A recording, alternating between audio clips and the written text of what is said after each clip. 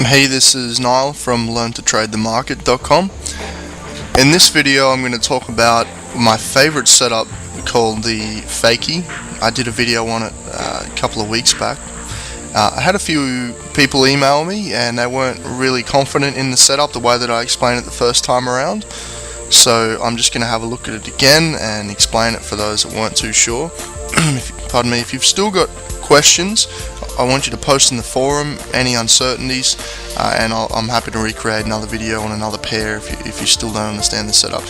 Alright, so we've had another FAKEY setup on the sterling US this week. Now, although this is in hindsight, you've got to bear in mind that I really can't give specific live trading advice, so I have to look back in the past and show you something that's happened, and usually that's the best way because you'll be able to use it in your own time and learn the best way to trade the setups with your size account and your personality. So let's have a look at the sterling US. Okay, we're going to be paying attention to all the price data that is to the left of this signal bar here. We want to look to the left. Okay, so let's assume we didn't know that this bar was forming. The only bar that we knew that existed at the time was this inside, almost inside bar. I think it was an inside bar. Below that, yes, it was. So this bar here was the Tuesday bar. That was inside the Sunday-Monday bar. Okay, and then what actually looked to have happened, we had a resistance region here. I'll just put that on so everyone can see. If we just draw a line through here. So the market was encountering selling pressure, okay? And what happens when the market tests a major sell level like that? It'll consolidate. It's hit there, it's consolidated. We had an inside formation, and then what's actually happened, the market broke lower.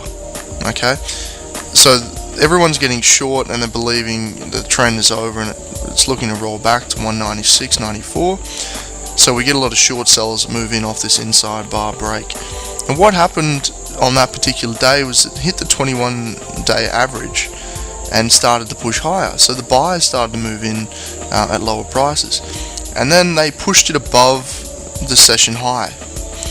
Now, whenever you get an inside break that moves down and then moves back above the session high for the day, I call that a FAKEY setup. And it's an automatic signal. You just take the trade, and you can implement your own stop management, own profit target management. But whatever the case, it's a bullish signal in the case of it moving down first and then back up, and vice versa. It's a bearish signal if it moves up off an inside break and then down. So if we narrow down to a smaller chart, let's say a 60-minute, I'll take you to that exact day.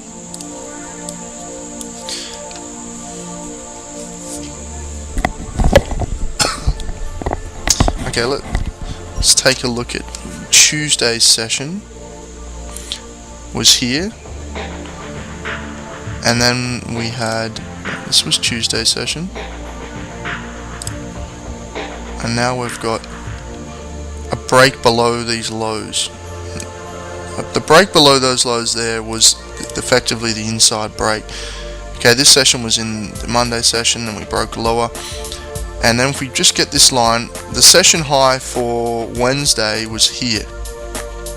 Okay, it was around, let's have a look, it was 198.66.